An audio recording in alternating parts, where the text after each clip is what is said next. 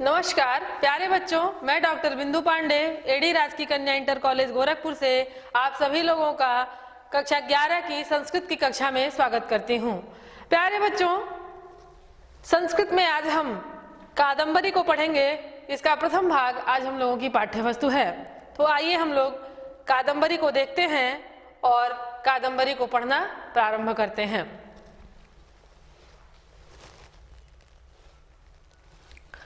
प्यारे बच्चों, गद्य भाग पढ़ने से पहले हम इसकी कुछ भूमिका जान लें। कादंबरी को महाकवि बाणभट्ट ने लिखा है। यह एक कथा है। कथा आप लोग जानते हैं किसे कहते हैं, उसमें एक कहानी होती है। तो इसमें एक कहानी है। इसमें 3 जन्मों की कहानी वर्णित है। चंद्रमा और पुंडरीक ने एक दूसरे को, जो मित्र हुआ करते थे, उन्होंने एक दूसरे को शाप दिया था कि हम 3 जन्म मृत्युलोक में प्राप्त करेंगे। वही तीनों जन्मों में वो मित्र के रूप में जन्म लेते हैं और मिलते हैं। वही कथा है। तो हम इस कथा को क्रमशः पढ़ना प्रारंभ करते हैं और जानते हैं कि उसमें क्या है। प्यारे बच्चों, यह कथा गद्य में लिखी गई है। इसके अंतर्गत आप पहले इसका अर्थ जानेंगे और फिर इसके बाद इस पाठ पर आधारित प्रश्न को देखेंगे। तो आइए हम लोग इस कथा को पढ़ना प्रारंभ करते हैं। आसीत पुरा शूद्र को नाम राजा। पुरा पहले एक शूद्रक नाम के राजा हुए थे।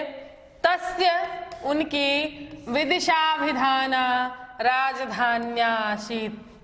उनकी विदिशा नाम की राजधानी थी। स तस्याम, वह उसमें असकृत आलोचित, निरंतर देखते हुए क्या, नीति शास्त्र ही, जो निरंतर नीति शास्त्रों का अध्ययन कर रहे हो, ऐसे निर्मल मनोभि, निर्मल मन वाले, आमात्य परिवृत्तः, आमात्यों से घिरे हुए, समान वयो विद्यालंकारैहि, समान वय विद्यालंकार से सुशोभित, राजपुत्रैहि सह, राजपुत्रों के साथ, सह अर्थात साथ, रममाणः, रमण करते हुए, प्रथमे वयसि, प्रथमावस्था युवावस्था में, वर्तमानोपि, विद्यमान रहने पर भी, वनिता सुख परांगमुखा, वनिता सुख, स्त्री के सुख से क्या थे, परांगमुख थे, स्त्रियों में कोई अभिरुचि नहीं थी। ऐसे महाराज शूद्रक अपनी राजधानी में सुखम अतिचिरम उवास, सुखम अतिचिरम उवास अर्थात सुखपूर्वक चिरकाल तक निवास किया। एकदा तम आस्थान मंडप गतम, एक बार उनके राजभवन में, जो राज दरबार था उसको आस्थान मंडप से संबोधित किया गया है। उनके राज दरबार में दक्षिण पथात, दक्षिण पथ से, आगता आई हुई, काचित चांडाल कन्यका पंजरस्थम शुकम आदाय, कोई चांडाल कन्या, एक वन में रहने वाली जाति का नाम है, उस जाति की एक कन्या, पंजरस्थम शुकम आदाय, पिजड़े में शुक को लेकर के, समुपस्थित, उनके समीप जाकर के कहती है, देव विदित सकल शास्त्रार्थः, संपूर्ण शास्त्रों के अर्थ को जानने वाला, राजनीति कुशलः, राजनीति में कुशल, पुराणेतिहासु कथा निपुणः, पुराण इतिहास की कथाओं में निपुण, सकल भूतल रत्नभूतः, संपूर्ण पृथ्वी का रत्नभूत, वैशंपायनो नाम शुको अयम आत्मीय क्रियताम, वैषम्य पायन नाम के इस शुक को, इस तोते को आत्मीय क्रियताम, अपना लीजिए, अपना बना लीजिए। इत्युक्त्वा, ऐसा कहकर पंजरम पुरो निधाय अपससार, पिजड़े को आगे रख करके चली गई।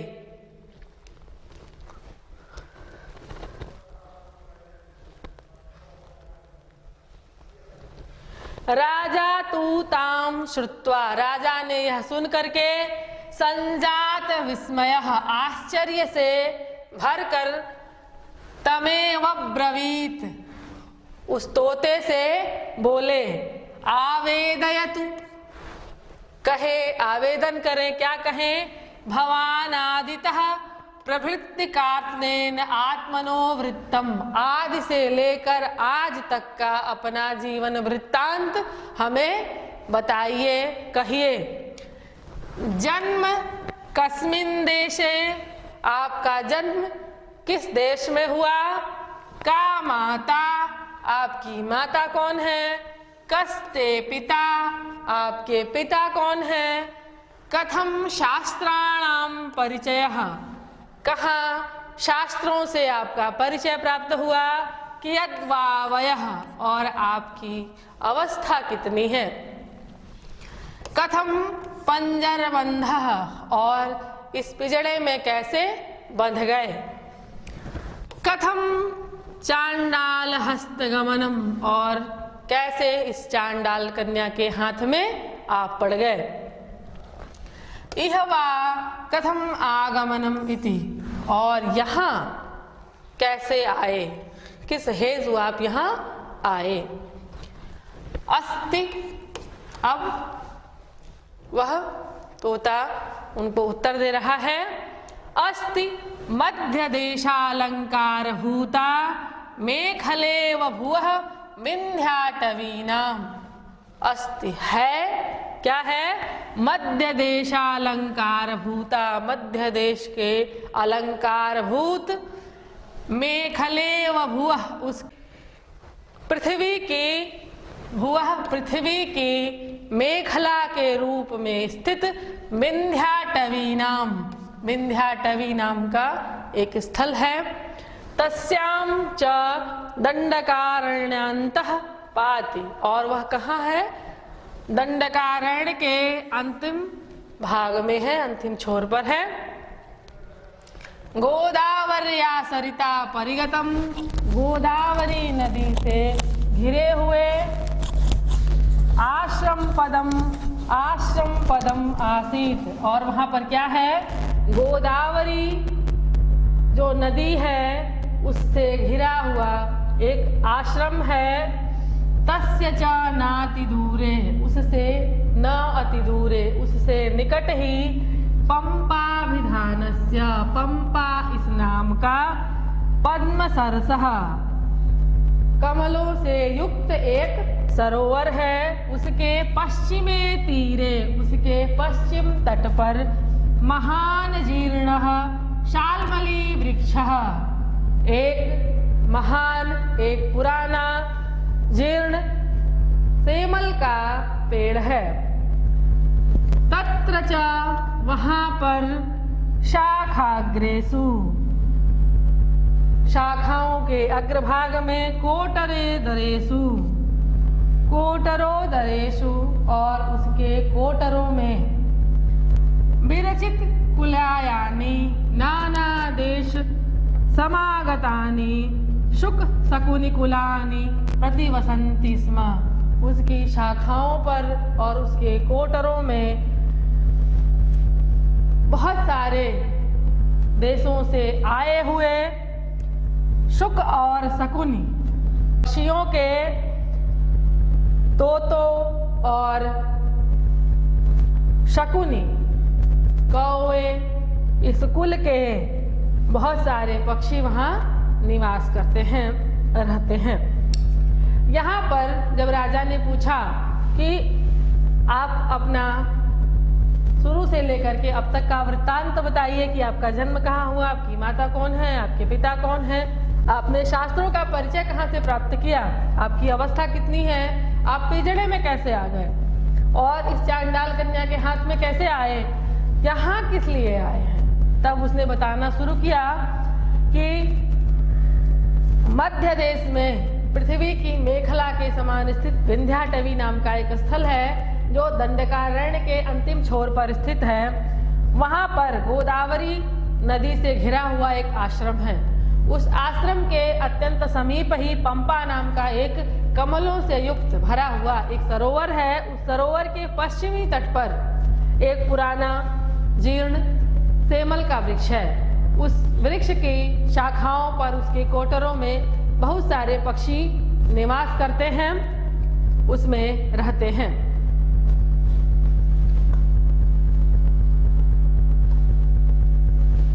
तत्रेकस्मिन् जीर्ण कोटरे, उसी एक जीर्ण कोटर में जाया सह निवसतः, पत्नी के साथ निवास करते हुए पश्चिमे वयसि, वृद्धावस्था में वर्तमानस्य स्थित पितुः अहमेवैकः, पिता का मैं एकमात्र सूनुरभवम, एकमात्र पुत्र हुआ। अति प्रबलया ममैव जायमानस्य प्रसव वेदनया जननी में लोकांतरम मम गति।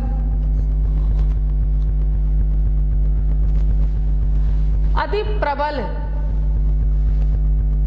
प्रसव वेदना से, जब मेरे जन्म के समय मेरी माँ को अति प्रबल अत्यधिक प्रसव वेदना हुई तो मेरी माँ, मम जन्मे जननी, मेरी माँ क्या हुई, लोकांतरम अगमत, वह दिव्य लोक को चली गई, दिवंगत हो गई। तातस्तु, पिता भी मे सुत स्नेहात, मेरे पुत्र स्नेह के कारण अभिमत जाया विनाश शोकम, अपनी प्रिय पत्नी के विनाश के शोक को अंतः निगृह्य, अंदर ही छुपाकर, मत संवर्धन परः, मेरे पालन पोषण में क्या हुए, लग गए। एकदा तु प्रभाते, एक बार प्रातः काल, सहसैव, सहसा ही, तस्मिन् महावने, एक बार प्रातः काल सहसा ही उस महावन में मृगया कोलाहल ध्वनि चलत, मृगया शिकार करने की कोलाहल ध्वनि उठी। आकर्ण्य च, और उस ध्वनि को सुन करके तमहम समीपवर्तिनः, मैं क्या किया, अपने समीपवर्ती पिता के पक्षपुटांतरम अविशम, मैं क्या किया, उनके पंखों में घुस गया, उनके पंखों के भीतर प्रवेश कर गया। अथ च, इसके बाद, शैशवात किमिदम इति, अपनी शैशवावस्था में ये क्या हो रहा है। इति संजात कुतूहल, ऐसे कुतूहल से युक्त हो करके, पितुरुत्संगात, पिता की गोद से ही, ईषदिव निष्क्रम्य, थोड़ा सा निकलकर, कोटरस्थ शिरोधराम प्रसार्य, और कोटर में स्थित ही अपने सिर को थोड़ा सा ऐसे उठा करके, तामेव दिशा, उसी दिशा में, चक्षुः प्राहेणवम, अपनी दृष्टि को लगाया। पिता के पंख में छुपा हुआ था और उसमें से जरा सा निकल करके कि क्या हो रहा है, कैसी ध्वनि है, देखने के लिए, जानने के लिए उसी दिशा में अपना नेत्र लगाया। तस्मात् वनांतरात्, उसी समय वन के अंदर से देखा, अभिमुखम आपतत, जब मैंने उसकी तरफ देखा तो क्या हुआ, अति भयजनकम शबर सैन्यम अद्राक्षम, मैंने अत्यंत भय उत्पन्न करने वाली शबर सेना, भीलों की एक सेना को देखा कि जो शिकार करने उस जंगल में आई हुई थी। यहाँ पर तोता अपने जन्म की कहानी सुना रहा है कि मैं उस पंपा सरोवर के तट पर स्थित जो सेमल का पेड़ था उसी के एक पुराने कोटर में अपने पिता के साथ रहता था। मेरी माँ मेरे जन्म के समय ही दिवंगत हो गई और मेरे पिता अकेले ही मेरा पालन पोषण कर रहे थे। एक बार जंगल में कुछ कोलाहल की ध्वनि सुनाई देने लगी, तो मैं डर के मारे अपने पिता की पंखों में छुप गया और यह ध्वनि कहाँ से आ रही है, यह क्या हो रहा है, यह जानने के लिए अपना थोड़ा सा सिर निकाल करके जिस दिशा से ध्वनि आ रही थी उसकी तरफ देखना प्रारंभ किया। और जब देखना प्रारंभ किया तो मैंने देखा कि भीलों की एक सेना उस वन में शिकार करने के लिए आई हुई है।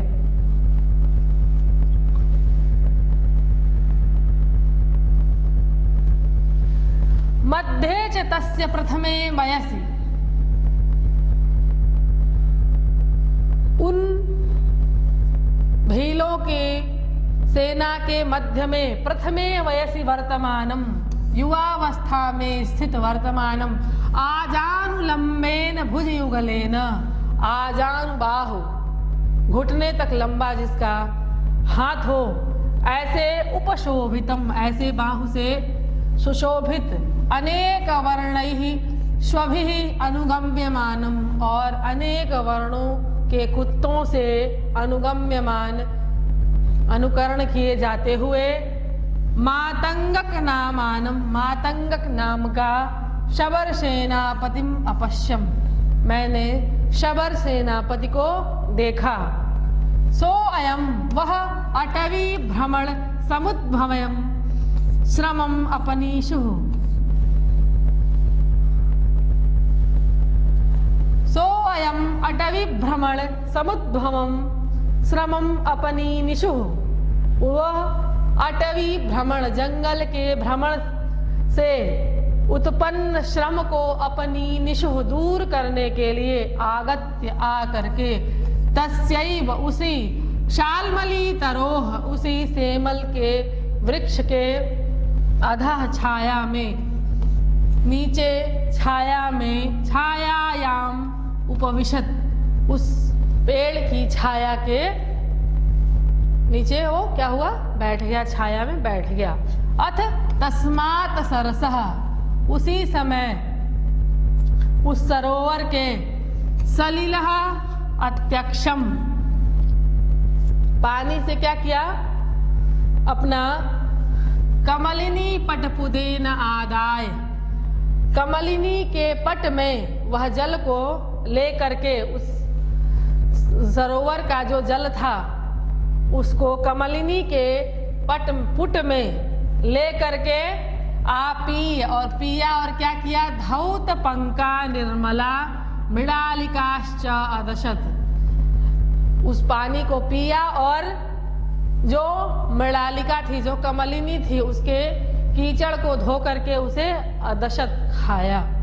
और क्या हुआ, अपगत श्रम चोत्थाय, और अपना श्रम वहां पर दूर करके, जो थक गया था उस थकान को दूर करके उठ करके, सकलेन तेन सबर सैन्येन अनुगम्यमानः, संपूर्ण सबर सेना के साथ अनुगम्यमानः, अनुकरण किए जाते हुए, शनैः शनैः अभिमतम दिगंतरम अयासीत, अपनी अभिमत दिशा को चला गया। एकतमस्तु जरत शबर, उनमें से एक वृद्ध शबर पीशितार्थी, जो मांस का लोभी था, तस्मिन्नैव तरुतले, उसी वृक्ष के नीचे, मुहूर्तम्यु व्यलंबयत, एक मुहूर्त रुका, ऐसे देखा वृक्ष को। यहाँ पर तोता यह बता रहा है कि जब उसने देखा कि एक शबर सेना आ रही है, भीलों की सेना आ रही है, तो उसमें उसने देखा कि उस सेना का जो सेनापति था वह क्या था, आजानुबाहु था, उसके हाथ बहुत लंबे लंबे थे और उसका अनुगमन, उसके पीछे बहुत सारे रंग बिरंगे कुत्ते चल रहे थे, उसके पीछे सेना चल रही थी, और वह सेनापति जंगल में भ्रमण करने के कारण बहुत थक गया था। वह आकर के उसी वृक्ष के नीचे रुका जिस वृक्ष पर वह निवास करता था और अपने पिता की गोद में छुपा हुआ था। वह क्या किया कि उस सरस सरोवर का जल पिया और वहां से कमलिनियों को उखाड़ करके उसको धो करके खाया और कुछ देर बाद विश्राम करने के बाद वह धीरे धीरे अपनी सेना के साथ वन में चला गया। लेकिन उन्हीं में से एक वृद्ध शबर, एक वृद्ध भील जो मांस का लोभी था, वह एक क्षण के लिए उसी वृक्ष के नीचे रुका। इतनी कथा तोते ने अपने राजा को सुनाई कि महाराज यह मेरा जीवन वृत्त है। प्यारे बच्चों, अब हम इस पाठ पर आधारित अभ्यास प्रश्न को देख लेते हैं।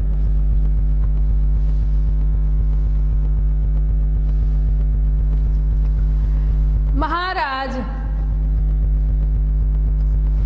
शूद्रक की राजधानी कहाँ थी?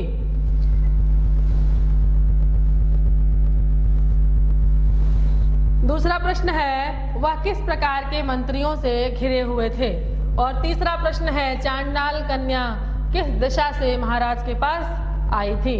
और चौथा प्रश्न है, चांडाल कन्या पिंजरे में बंद वैशंपायन तोते को महाराज को क्यों देना चाहती थी? पांचवा प्रश्न है, तोते का जन्म कहाँ हुआ था? और छठा प्रश्न है, शबर सेनापति का क्या नाम था? प्यारे बच्चों, आशा है आपको यह पाठ समझ में आ गया होगा। शेष हम अगली कक्षा में पढ़ेंगे। धन्यवाद।